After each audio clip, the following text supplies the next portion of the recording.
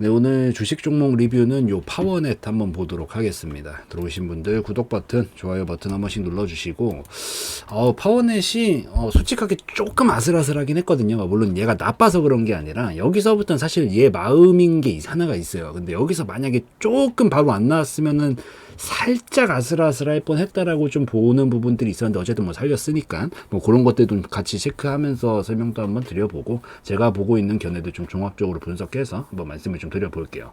우선 파워넷이 지금 최근에 뭐 장세가 안 좋아서 하락이 나온 거야. 얘가 뭐 문제가 있어서 하락이 나오고 그랬던 건 아니고 그냥 장세가 하락 나오면서 같이 두 달 동안 하락을 좀 같이 보여줬거든요. 뭐 보통 통상의 보통 흐름이랑 똑같습니다. 여기까지는 거의 대부분의 종목들이 하락장에 움직이고 있는 그런 테마를 제외하고는 다 똑같이 움직여요. 그래서 기본적으로 시장에서 수급 돈이 빠져나가는데 그 장세에서 그냥 같이 맞물려 가지고 하락이 나온 거고, 만약에 얘가 악재를 가지고 하락이 나온 거였으면은 이런 거래량일 리가 없죠. 거래량 크게 나오면서 음봉이 꽂히고 그랬어야 되는데 뭐 그냥 밋밋하게 움직이면서 그냥 시장 따라서 같이 하락이 좀 나왔다가 다시 움직임을 좀 보여주려는 상황이다라고 좀 보고 있습니다. 근데 여기서 지금 얘가 뭔가 좀 약간 어물쩡거리면서 준비하고 있다는 느낌은 계속 받고 있거든요. 근데 이제 오늘 좀 이슈가 있었어요. 그 이슈가 뭐냐면은 이 배터리 관련해서 인산철 관련한 이슈거든요. 보면은 파워넷이 이 배터리 3사가 인산철을 양산을 하는 이런 것들을 공식화한다라는데 여기서 보유 기술을 좀 가지고 있다 보니까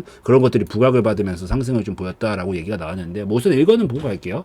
국내 이제 배터리 3사가 경기 침체와 이 전기차 수요 둔화를 좀 극복을 하기 위해 가지고 리튬과 인산철 배터리 양산에 잇따라 좀 공식화하고 있다라고 합니다. 근데 이제 이 파워넷 같은 경우에는 말 그대로 이름에 파워가 들어가 있잖아요. 그러니까 뭔가 우리가 생각했었을 때 뭐 파워를 원한다 막 이런 얘기들, 그냥 그런 거랑 비슷하게 생각하시면 돼요. 리튬 인산철 배터리 팩 모듈 개발 업체가 이 파워넷이다 보니까 아무래도 배터리 3사가 양산을 또 잇따라 공식화하고 있다라니까 여기서 좀 수혜를 받을 것이다라는 그런 기대감을 가지고 움직이고 있다라고 보시면 됩니다. 그래서 뭐 LG 에너지 솔루션이랑 SK온이랑 삼성 SDI 등 이런 국내 배터리 3사가 26년도까지 양산을 목표로 해서 인산철 배터리 개발을 좀 추진을 하고 있다. 근데 파워넷은 이 인산철 관련해서 국제 인증을 취득을 하고 배터리팩 모듈 개발을 하고 있기 때문에 그래서 부각을 좀 받으면서 움직이고 있는 그런 상황이다라고 보시면 됩니다.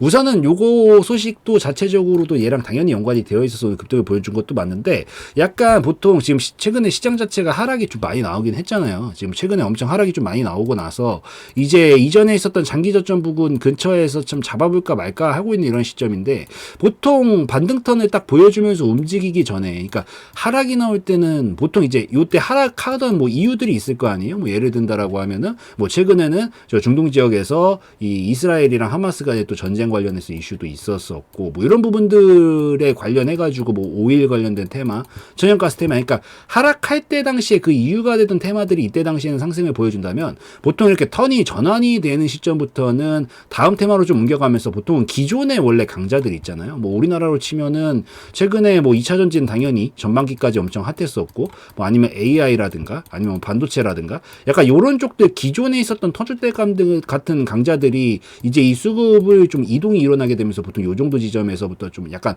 왔다 갔다 거리면서 움직이기 시작을 하면서 약간 좀 풍선에다가 바람 넣듯이 보통 그렇게 움직이거든요. 근데 요 파워넷이 지금 어쨌든 배터리 관련주로 볼 수가 있고, 배터리 관련주들도 많이 빠졌어요. 많이 빠졌는데 여기서 스멀스멀 거리고 있는 걸 보니까 슬슬 반등턴 맞춰가지고 좀 움직임을 보여주려나 약간 요런 생각들도 좀 드는 시점입니다. 그래서 오늘은 이런 것들 관련해서 이슈가 있었고 관련주로 좀 부각을 받으면서 움직였구나 보시고, 뭐 배터리야 뭐 믿고 가는 배터리 아니겠어요. 최소한 2030년도까지는 뭐 믿고 가는 배터리겠죠. 그렇기 때문에 계속해서 이런 자리들에서부터는 이제 이슈들이 좀 나오면서 방어해 보려고 하고 약간 이런 움직임들로 이어졌다. 그리고 오늘은 이 이슈를 가지고 움직임이 나온 거다 체크를 하시면 됩니다. 그래서 그렇게 좀 보시고, 파워넷이 재무 상태는 좋아요. 네, 좋습니다. 뭐 계속해서 최근에 매출액도 증가 추이 보여주고 있고, 뭐 배터리 관련해서야 계속해서 성장하는 업종이니까 당연히 이 성장을 바탕으로 해서 매출액은 늘어날 수밖에 없죠. 사이즈 자체는 커질 수밖에 없는 거니까. 그래서 매출액도 많이 늘어나고 있고, 영업이익도 뭐 상장하고 나서 계속 흑자폭 유지를 해주고 있거든요. 계속해서 당기순이익도 마찬가지고. 그래서 재무적으로는 되게 깔끔하다. 깔끔하고 유보금도 굉장히 많이 쌓여있고 부채비율 낮고, 뭐 깔끔해요. 그냥 깔끔 그 자체인데, 솔직하게 왜 안 가는지를 모를 정도로 진짜 그 정도로 깔끔한 상태다라고 보시면 됩니다. 근데 저는 충분히 저평 저평가 영역 거의 다 왔다라고 보고 있거든요. 이 정도라면 그래 약간 영업이익이 폭발적으로 늘고 당기순이익이 폭발적으로 는 건 아니니까 매출액은 폭발적으로 늘었는데, 그래서 그래 요 부분 때문에 얘가 어쨌든 눈에 안 보여도 적정 주가가 있다라고 생각을 했었을 때, 그래요 최대한 보수적으로 봤었을 때도 적정 주가는 저는 솔직히 조금 우상향 곡선 그리고 있을 것 같은데, 사실 일자로만 그냥 변함이 없다라고 그냥 얘기를 한다라고 하더라도 저는 이제 저평가와 고평가를 왔다 갔다 하는 게 이제 주가니까, 이 정도 위치라면은 이전보다 지금 못한 건 없잖아. 확실히 이때 당시에 코로나 때 하락 나오던 당시인데 이때보다 지금 못한 건 없거든요. 그래서 요 정도면은 이때보다 지금 못하고 있는 것도 아닌데 충분히 저평가 오지 않았나라고 좀 생각이 되는 시점에서 자리를 좀 만들어보고 반등턴을 좀 보려고 하는 것 같아서, 이런 것들은 이제 슬슬 그림 만들다가 넘어가면 좋은 그림 만들어줄 수 있지 않을까, 그런 생각을 좀 하면서 보고는 있습니다.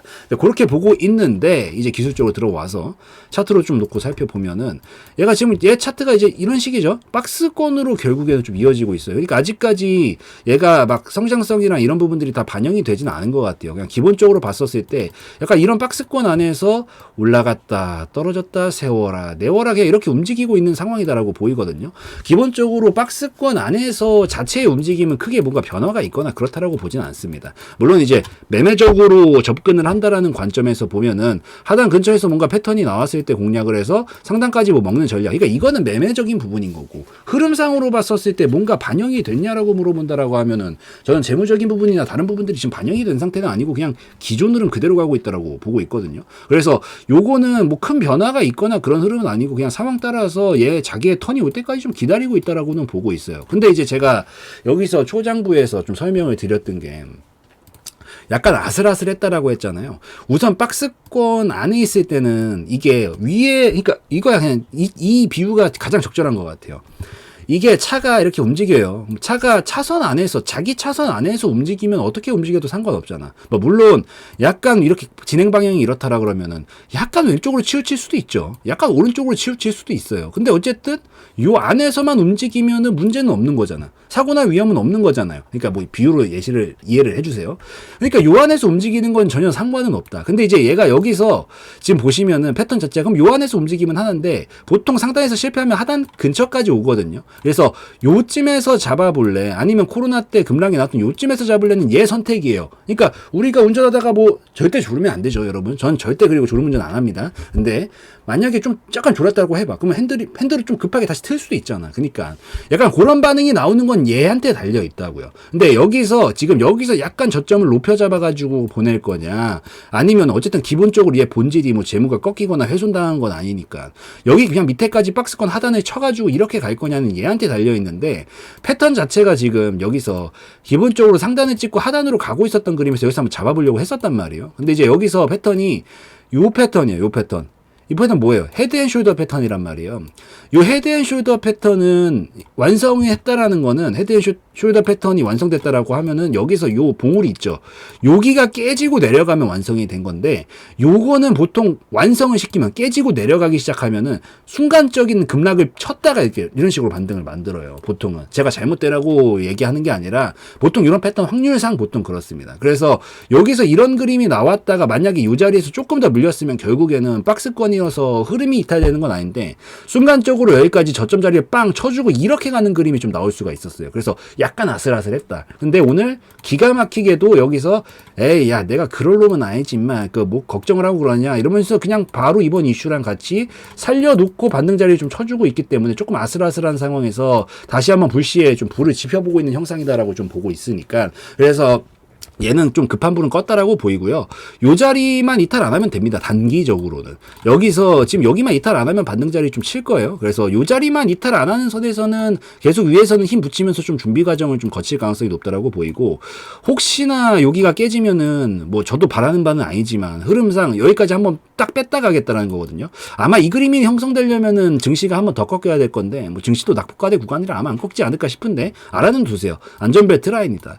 여기 혹시나 꺾 끼면은 밑에까지 딱 치고 이렇게 가는 그림으로 만들어야 될 거거든요. 그래서 요거가 좀 폭이 크기 때문에 버티지 못하겠다라고 하면은 커트 치고 다시 올라올 때 다시 잡는 전략으로 좀 보시는 게 나을 수가 있다. 그래서 그것만 좀 기억을 하시고, 여기서 잡아주든 밑에서 잡아주든 이제부터는 약간 박스를 이렇게 여기서 그려주면서 이렇게 그림을 만들어 나갈 거예요. 지금 이평선들도 이렇게 따라오고 있는데 요렇게 좀 만들어주고 나서 그 다음에 여기서 패턴을 좀 만들어서 끌어올리려고 할 거거든요. 그래서 당분간은 약간 흔드는 거 좀 지켜보실 필요가 있다라고 보이고, 여기 이번에 꼬리 하나 만들어 놨는데 여기서 이제 약간 자리 잡아주다가 종가상 여기가 딱 돌파가 나오면은 이제 여기 저점 어느 정도 잡았다라고 보는 거예요. 그러니까 이런 식이죠.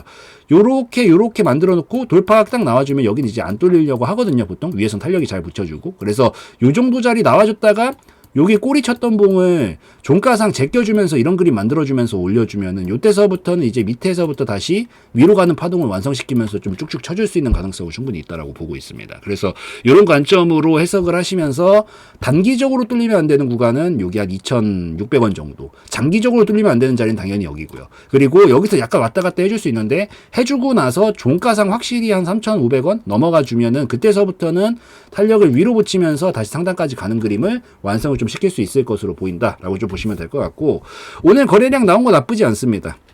저기 고점에서부터 시작을 해서 거래량이 쫙 줄면서 이렇게 내려왔는데, 여기서 보통 이렇게 신호탄으로 볼 수 있는 거에 뜨문뜨문 띄워주다가 갑자기 자리 잡다가 돌파가 나올 때 큰 거래량을 하나 뽑아요. 보통 움직일 때, 상승 파동을 태울 때. 그래서 우선 요거는 신호탄으로서 좀 작용을 했다라고 보이고, 눌러줬다가 요거 돌파 나오고 나면은 여기서부터는 좀 탄력이 잘 붙을 수 있으니까 그것만 좀 기억하시면 되지 않을까 싶습니다.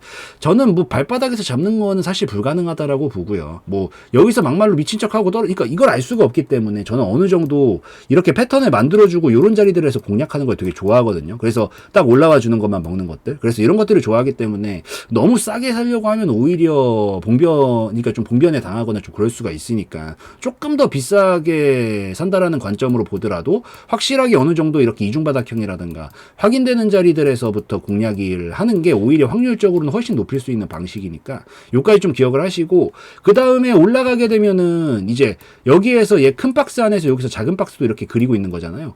요 정도 근처에서 공략 타점은 볼 수 있는데 올라올 때 여기 한번 걸렸다가 갈 수가 있거든요. 한번 이렇게 살짝 걸렸다 이렇게 갈 수 있다라는 거죠. 그래서 여기가 왜냐면은 박스권 자체가 크기 때문에 중간중간에 자꾸 이런 식으로 걸리는 거예요, 이게. 그래서 요 정도 걸렸다가 좀 갈 수가 있으니까 뭐 늘어지는 거 싫다라고 하면은 한 5,000원 정도에서 분할익절 한번 해주고, 나머지가 눌렀다가 딱 터져주면서 가면은 상단 라인인 8,000원 정도까지는 이제 무난하게 갈 걸로 보이거든요. 제가 봤을 때는. 그래서 분할익절, 전량익절 뭐 이런 관점으로 대처하실 생각으로 조금 기다리셨다가 보시면 더 좋지 않을까라고 생각을 합니다. 그리고 재무적으로도 뒷받침이 잘 되고 있는 그런 상황이기 때문에 사실 이번 시장 하락턴만 끝나고 나면 충분히 그림 만들면서 갈 수 있다라고도 생각은 하거든요. 근데 이제 그거는 그 다음 얘기니까 그때 가서 제가 또 상황 보다가 올려드릴 수 있으면 올려드리는 걸로 하고, 그 전까지는 지금 여기 아슬아슬한 자리 우선 살려는 보고 있는데 확실히 살린 신호가 나와주고 나면 그때서부터 공략했었을 때 박스권 하단 부분에서 상단까지 가는 그런 전략을 취하면서 볼 수가 있으니까